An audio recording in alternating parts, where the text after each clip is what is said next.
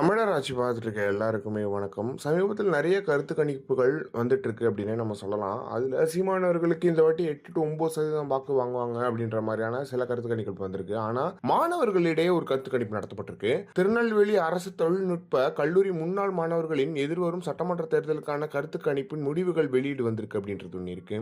இதுல நாம் தமிழர் கட்சிக்கு 39%, அதிமுக கட்சிக்கு 33%, திமுகக்கு 21%, டிவிகேக்கு 3% வரும் அப்படின்ற மாதிரியான விஷயங்களை அவங்க சொல்லியிருக்காங்க அப்படின்றது ஒண்ணு இருக்கு.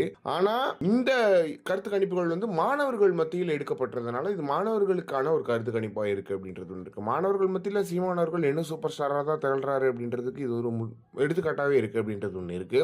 இது மிகப்பெரிய ஒரு ஒரு விஷயத்தை பாதிக்கும் அப்படின்றது இவங்களோட கருத்து கணிப்புகள் எல்லாம் இந்த மாணவர்களுக்கான கருத்து கணிப்புன்றது மிக பெருசா பாதிக்கும் அப்படின்றது ஒண்ணு இருக்கு. என்ன காரணம் அப்படின்னு பாத்தீங்கன்னா சீமானவர்களுக்கு 8 to 9% இந்த வாட்டி சொல்லியிருக்காங்க.